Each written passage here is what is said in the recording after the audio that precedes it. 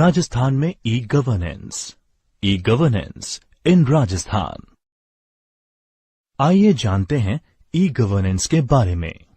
E governance में सूचना और संचार प्रौद्योगिकी यानी इंफॉर्मेशन एंड कम्युनिकेशन टेक्नोलॉजी यानी आईसीटी का इस्तेमाल करके सरकारी सेवाओं को नागरिकों तक पहुंचाया जाता है।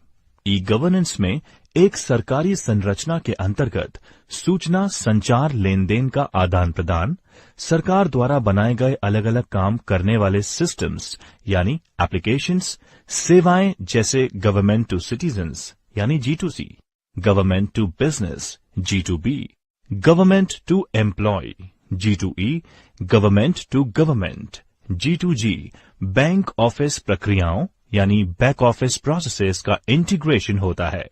ई गवर्नेंस के माध्यम से सरकारी सेवाएं नागरिकों को एक कुशल यानी एफिशिएंट और जवाबदेह यानी अकाउंटेबल, तेज यानी फास्टर और पारदर्शी यानी ट्रांसपेरेंट तरीके से प्रदान की जाती हैं। राजस्थान में ई गवर्नेंस के प्रमुख कार्यक्रम। मेजर ई गवर्नेंस इनिशिएटिव्स इन राजस्थान। आइए राजस्थान सरकार द्वारा अपने नागरिकों के लिए शुरू की गई कुछ प्रमुख कार्यक्रम एवं सेवाओं के बारे में हम जानते हैं। हर नागरिक के लिए e governance, true governance for everyone. नागरिकों के सेवाओं के लिए पूरी तरह से स्वचालित सेवाएं, भामाशाह, ई मित्र, राज संपर्क।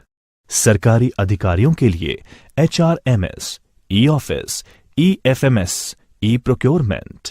संचार या E Sanchar. Rajasthan State Data Centre एवं network operating centre, Rajasthan State Data Centre and Network operating Centre. 100 Mbps dedicated connectivity, 200 से अधिक वेबसाइट्स, पोर्टल और एप्लीकेशन की hosting. Rajmegh, the Rajasthan cloud. Rajmegh Rajasthan के नागरिकों के लिए निम्न क्लाउड बेस्ड सेवाएं प्रदान करता है। SaaS, software as a service, software सेवा के रूप में। PaaS, platform as a service, platform एक सेवा के रूप में। RajNet, the Rajasthan network. ग्राम पंचायत स्तर तक लैन, स्वैन, broadband, over and the air और सैटेलाइट के माध्यम से सहज संपर्क। Rajdhara, the Rajasthan GISS DSS। सभी सरकारी विभागों और संगठनों द्वारा शेयर किया हुआ राजस्थान के लिए एक भौगोलिक सूचना प्रणाली व्यवस्था, which is seamless geographic information system। राज सेवा द्वार, the Rajasthan service delivery gateway. सभी सरकारी विभागों और संगठनों द्वारा शेयर किया हुआ राजस्थान के लिए एक भौगोलिक सूचना प्रणाली व्यवस्था। राजस्थान एकल साइन ऑन और राज्य portal, Rajasthan single sign on and state portal. एक व्यक्ति एक पहचान, राज्य के हर नागरिक के लिए मैप किए गए डेटा सेट और दस्तावेज के साथ। Raj e-vault, end to end document management system. Raj e-vault का इस्तेमाल करने पर सेवा लेने पर दस्तावेजों और हल्फनामाओं की कोई जरूरत नहीं। राज ई-साइन, राज ई-साइन। राज ई-साइन कस्टमाइज्ड QR और फोटो एनेबल्ड डिजिटल हस्ताक्षर प्रणाली है। राज AEM, ये एक एंटरप्राइज वेब कंटेंट प्रबंधन प्लेटफॉर्म है। RAAS, ये एक GPS मॉनिटरिंग और बायोमेट्रिक उपस्थिति प्रणाली है। ई मित्र, आज के समय में ई मित्र लोगों के लिए कई सेवाओं का सोर्स बन गया है। आइए जानते हैं ई मित्र के बारे में। कई लोगों की सेवाओं के लिए क्विक और सुविधाजनक डिलीवरी के लिए प्रतिबद्ध राजस्थान सरकार ने वर्ष 2004 में ई गवर्नेंस के लिए ई मित्र प्लेटफॉर्म की स्थापना की थी। वर्तमान में राज्य के सभी जिलों के ग्रामीण और शहरी क्षेत्र ई मित्र के माध्यम से 250 से अधिक G2C यानी गवर्नमेंट टू कंज्यूमर्स और B2C यानी बिजनेस टू कंज्यूमर सेवाएं उपलब्ध कराई जा रही हैं।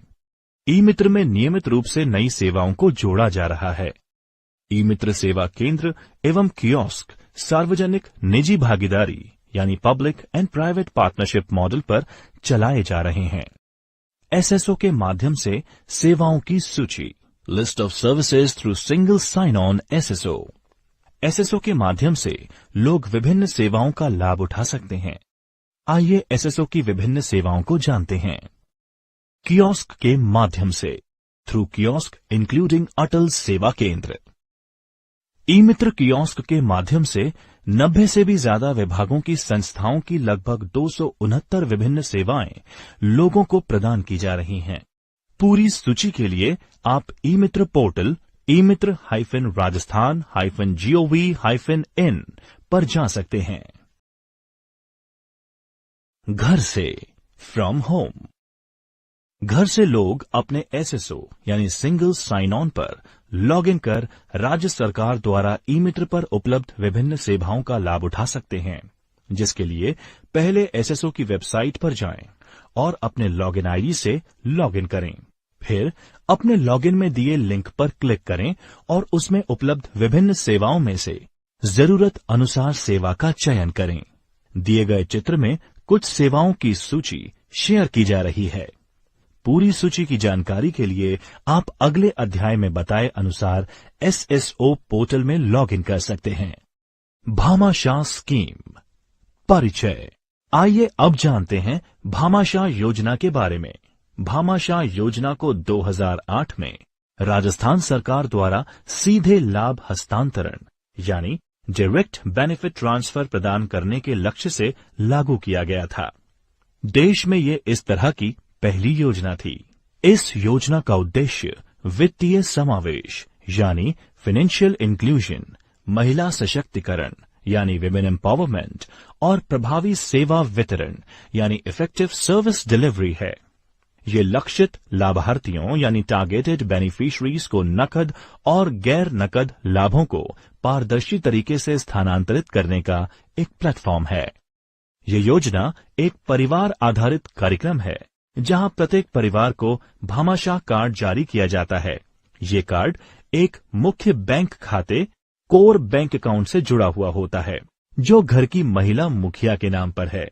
भामाशाह कार्ड बायोमेट्रिक पहचान और कोर बैंकिंग का इस्तेमाल करता है। राज्य सरकार द्वारा दिए जाने वाले नकद और गैर नकद लाभों का भुगतान भामाशाह कार्ड के जरिए किया जाता है। नामांकन प्रक्रिया, एनरोलमेंट प्रोसेस।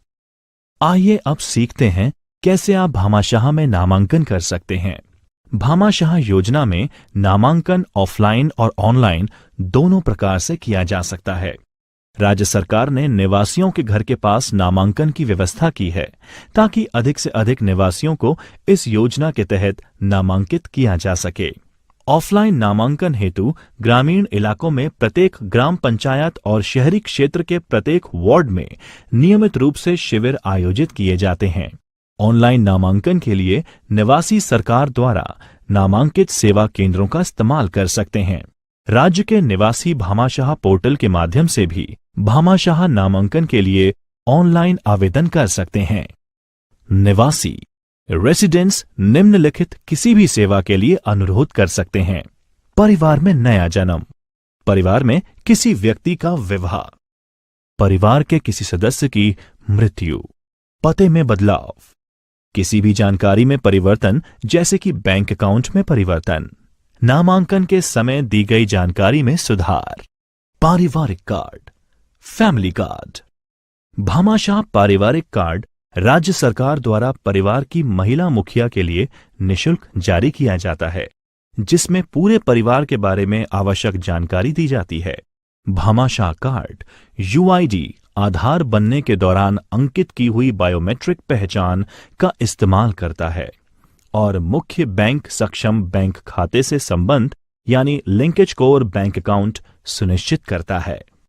व्यक्तिगत यानी इंडिविजुअल कार्ड।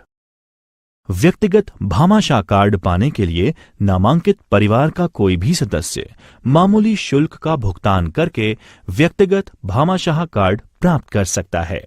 ये कार्ड पहचान पत्र होने के साथ साथ व्यक्ति को राज्य सरकार के द्वारा दिए जाने वाले अधिकारों की पात्रता भी दर्शाता है, जैसे पेंशनभोगी, असंगठित श्रमिक आदि। Direct benefit transfer Bhamashah card की एक बहुत लाभकारी सेवा है डायरेक्ट बेनिफिट ट्रांसफर, जो आम लोगों के लिए योजनाओं के भुगतान पाने में राहत देती है।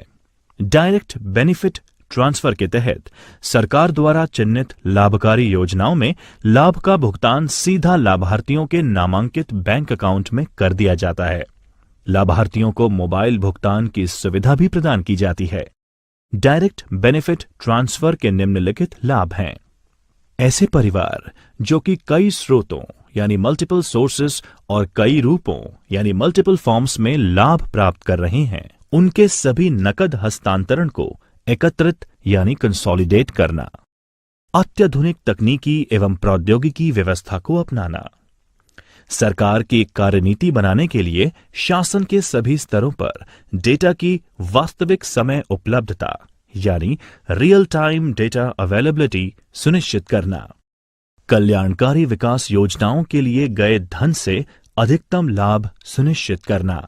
नकद या चेक लेने से अधिक सुरक्षित और आसान।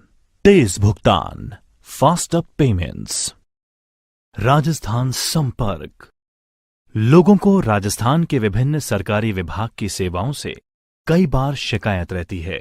ऐसे में वह अपनी शिकायत को सही विभाग में भेजें, इसके लिए राजस्थान सरकार ने राजस्थान संपर्क पोर्टल की शुरुआत की थी। राजस्थान संपर्क एक नवाचारी यानी इनोवेटिव ई गवर्नेंस प्रोजेक्ट है। ये ग्रीवियंस रिड्रेसल यानी शिकायत निवारण, पारदर्शी और जवाबदेह व्यवस्था प्रदान करके राज्य के निवासियों को सशक्त बनाने की दिशा में एक कदम है। ये एक सेंट्रलाइज्ड सिस्टम है जिसमें नागरिक call centre, web portal, video संपर्क सुविधा, संपर्क centres with video conferencing facility के माध्यम से अपनी शिकायत का समाधान प्राप्त कर सकते हैं। इस सिस्टम में राज्य कर्मियों को एक स्वचालित कार्य प्रवाह यानी ऑटोमेटेड वर्क फ्लो की सुविधा प्रदान की गई है, जो शिकायतों के पूरी तरह से निवारण और प्रभावी निगरानी के लिए जरूरी है। राजस्थान संपर्क को राज्य भर में जून 2014 से चालू किया गया। इसमें सभी सरकारी विभाग, स्वायत्त संगठन, संस्थान और शैक्षणिक संस्थान शामिल किए गए हैं। ऑब्जेक्टिव: राजस्थान संपर्क आम लोगों को उनकी शिकायतों का समाधान प्राप्त करने के लिए सक्षम बनाता है। इस एकीकृत पोर्टल के प्रमुख उद्देश्य हैं निवासियों और सरकारी कर्मचारियों के लिए अनुकूल, पारदर्शी, जवाबदेह, प्रभावी, कुशल और स्वचालित शिकायत दर्ज करने और शिकायत निस्तारण करने का तंत्र। सरकारी अधिकारियों को वास्तविक समय सूची प्रदान करना, जिससे अधिकारी सही एवं समय पर निर्णय ले सकें और शिकायतों की उचित निगरानी की जा सके। सरकार में फाइलों के मानवीय निस्तारण में कमी।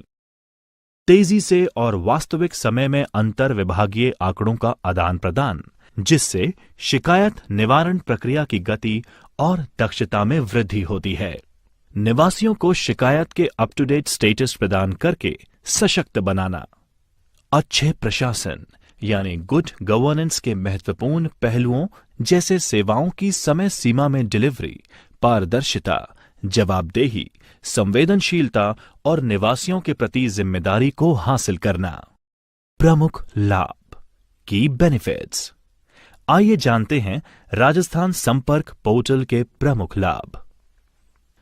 पारंपरिक प्रणाली, ट्रेडिशनल सिस्टम। पारंपरिक प्रणाली से मिलना और कागज पर अनुरोध करना होता है।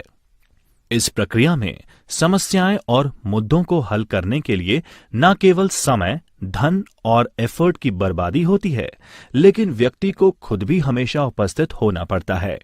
राजस्थान संपर्क राज्य के निवासियों और अधिकारियों के द्वारा शिकायत निवारण पर खर्च किए गए समय व श्रम की बचत करने का एक प्रयास है। शिकायत निराकरण के लिए पहले कोई परिभाषित एस्केलेशन मैट्रिक्स अस्तित्व में नहीं थी और इसके परिणाम स्वरूप अनुचित पेंडेंसी बनी रहती थी। वेब आधारित प्रणाली में अब सभी राज्य सरकार के विभागों और अधिकारियों की पूरी हायरार्की शामिल की गई है, जिससे शिकायत को उचित अधिकारी को आवंटन करके उसका निवारण किया जा सकता है। नए सिस्टम में ऐसा प्रावधान है जिससे जरूरत पड़ने पर शिकायत को एक अधिकारी से दूसरे अधिकारी को ट्रांसफर किया जा सकता है। शिकायत से संबंधित सभी दस्तावेजों को इस वेब पोर्टल पर ही रखा जाता है। शिकायत निवारण और निगरानी तंत्र प्रक्रिया, grievance redressal and monitoring mechanism process. आइए जानते हैं शिकायत निवारण और निगरानी तंत्र की पूरी प्रक्रिया। राजस्थान संपर्क के माध्यम से शिकायत निवारण की पूरी प्रक्रिया को 5 चरणों में विभाजित किया गया है। पंजीकरण यानी रजिस्ट्रेशन। राज्य सरकार के समक्ष शिकायत दर्ज करने के लिए आप नीचे दिए गए किसी भी माध्यम का उपयोग कर सकते हैं।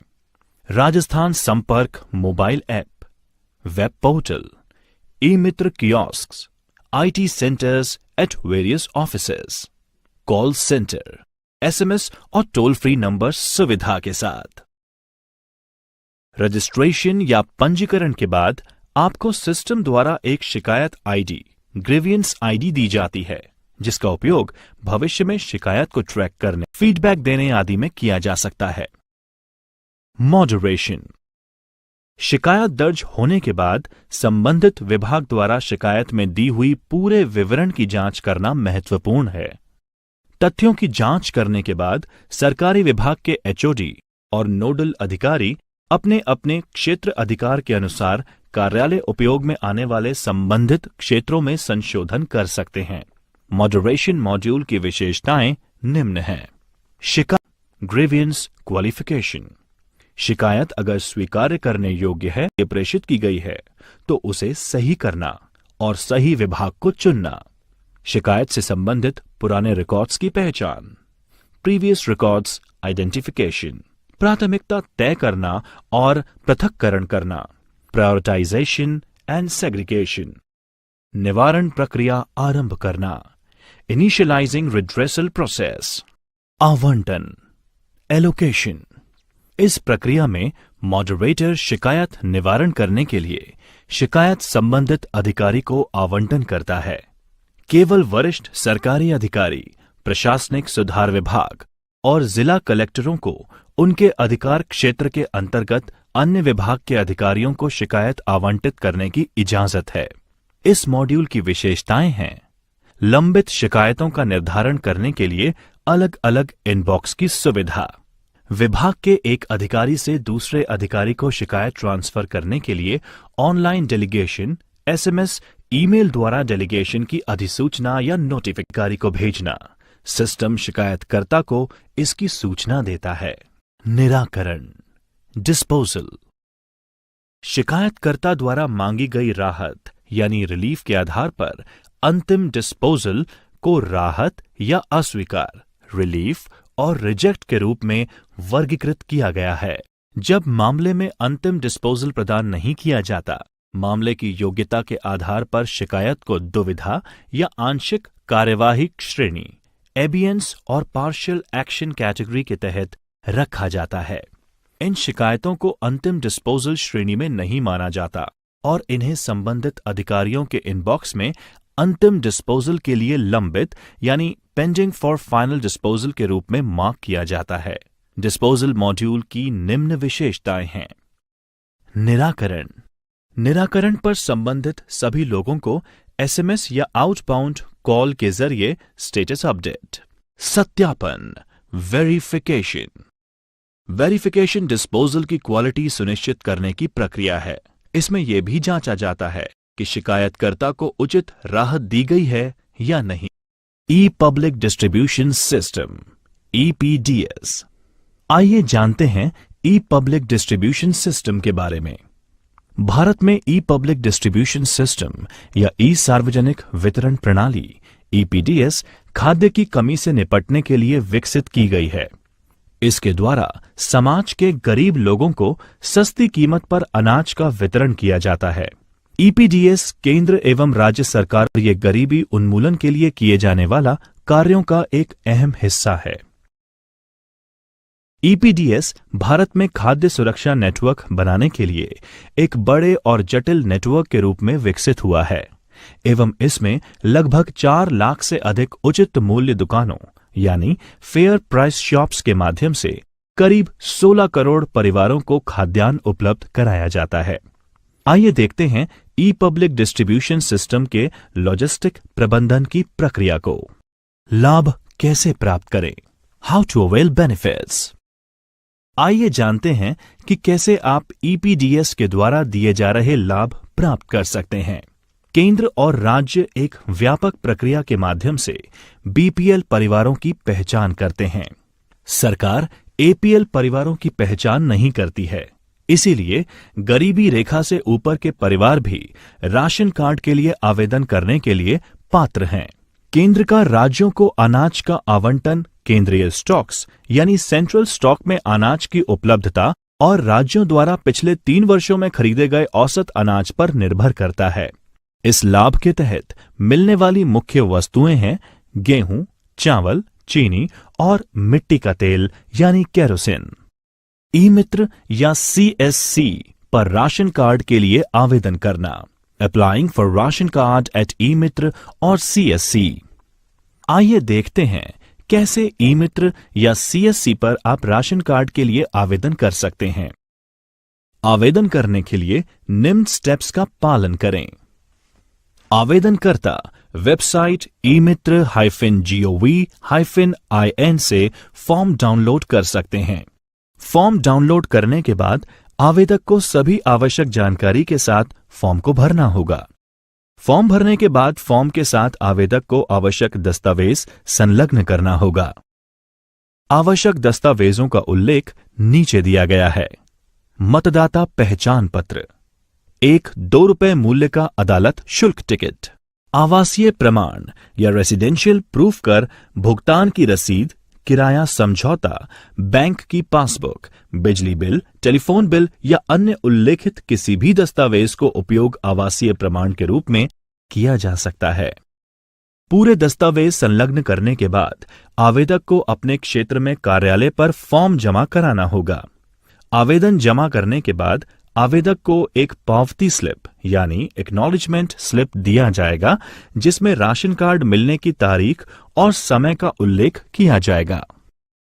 Geographical information system Rajdhara. परिचय। आइए जानते हैं ज्योग्राफिकल इंफॉर्मेशन सिस्टम राजधरा के बारे में। प्रस्तावित एकीकृत यानी यूनिफाइड राज्य व्यापक जीआईएस डिसीजन सपोर्ट सिस्टम राजधरा का उद्देश्य ओजीसी यानी ओपन जियोस्पैटिकल कंसोर्शियम मानकों पर आधारित एक भू पोर्टल या है, जिसके द्वारा भूस्थानिक डेटा यानी जियोस्पैटियल डेटा का अधिग्रहण, प्रोसेस, संग्रहण, वितरण और नियमित रूप से सुधार किया जा सके। इसके साथ ही डेटा क्लियरिंग हाउस सिस्टम को विकसित करना है, जो विभिन्न सरकारी विभागों द्वारा उत्पन्न स्थानिक डेटा यानी स्पैटियल डेटा के लिए एक गेटवे का कार्य करेगा। इस स्थानिक डेटा का उपयोग राजस्थान सरकार के विभिन्न विभागों, एजेंसियों द्वारा नीति नियोजन यानी पॉलिसी प्लानिंग, निर्णय लेने यानी डिसीजन मेकिंग और राज्य में क्रियान्वित विभिन्न योजनाओं या कार्यक्रमों की निगरानी के लिए किया जा सकता है। राजस्थान सरकार विभिन्न ऐतिहासिक स्मारकों, हेरिटेज ढांचों यानी हेरिटेज इंफ्रास्ट्रक्चर, महत्वपूर्ण इमारतों, आधुनिक और पुरानी कॉलोनियों के 3D मॉडल और इनकी वर्चुअल संरचना तैयार कर रही है, जिससे विभिन्न विभागों जैसे शहरी विकास, टाउन प्लानिंग, लोक निर्माण विभाग यानी पीडब्ल्यूडी आदि को बड़े पैमाने यानी लार्ज स्केल पर बुनियादी ढांचे के विकास, परिवहन योजना, भूजल और भूमि नियोजन, नगर नियोजन के 3D GIS यानी एनवायरमेंट में प्रोटोटाइप बनाने और प्रभावी आंकलन यानी इम्पैक्ट असेसमेंट में मदद मिलेगी। प्रस्तावित 3D सिटी मॉडल्स को राजधरा के साथ एकीकृत यानी इंटीग्रेट किया जाएगा, ताकि नागरिकों को 3D सिटी मॉडल वेबसाइट पर आसानी से दिखाया जा सके। ये नागरिकों को एक सिंगल विंडो सेवा प्रदान करेगी, जिससे सभी विभागीय एजेंसियों जैसे कि चिकित्सा और स्वास्थ्य, पुलिस, यूटिलिटीज, बिजली, वाणिज्यिक कर, जल संसाधन, शिक्षा, वानिकी, कृषि, शहरी विकास आदि की कार्यक्षमता और उत्पादकता में वृद्धि होगी। उद्देश्य, ऑब्जेक्टिव। आइए जानते हैं भामाशाह स्वास्थ्य बीमा योजना के उद्देश्य। इस योजना का मुख्य उद्देश्य स्वास्थ्य सूचकांक यानी हेल्थ इंडिकेटर्स को बेहतर बनाना है।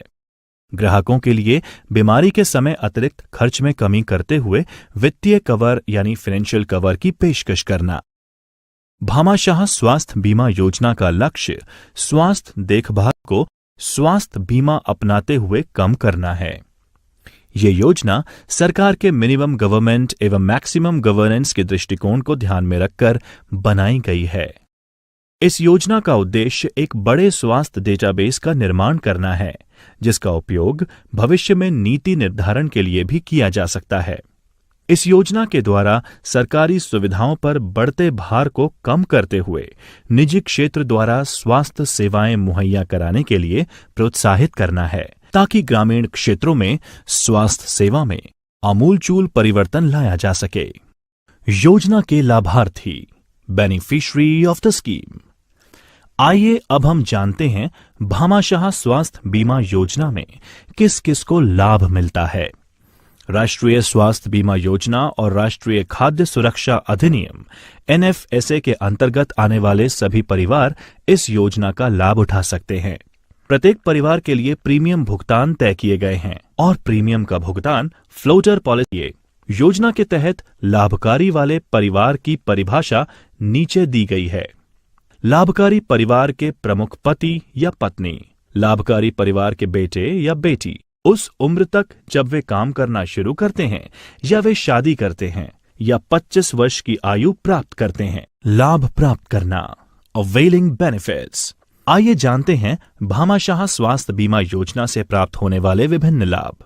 भामाशाह स्वास्थ्य बीमा योजना के अंतर्गत लाभार्थियों को सामुदायिक स्वास्थ्य केंद्र यानी कम्युनिटी हेल्थ सेंटर, सूचीबद्ध निजी अस्पतालों यानी लिस्टेड प्राइवेट हॉस्पिटल्स के माध्यम से चिकित्सा लाभ मिलेगा। पात्रता मापदंड, एलिजिबिलिटी क्राइटेरिया। आइए जानते हैं भामाशाह रोजगार सृजन योजना में आवेदन करने के लिए पात्रता मापदंड के बारे में।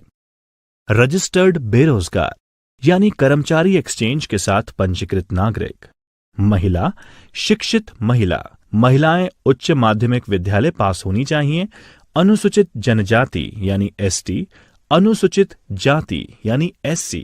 कई श्रेणियां हैं और इन श्रेणियों में से प्रत्येक के लिए ऋण की सीमाएं भी अलग हैं। सरकार उन्हें ऋण ब्याज दरों पर सब्सिडी देती है। ऋण चुकाने की अवधि विभिन्न राष्ट्रीयकृत बैंकों, सहकारी बैंकों और क्षेत्रीय ग्रामीण बैंकों द्वारा अधिकतम 5 वर्ष की हो सकती है, जिन्हें बैंक की अनुमति के अनुसार 6 माह तक बढ़ाया जा सकता है। पूर्ण पात्रता की सूची के लिए आप BRSY वेबसाइट पर जा सकते हैं।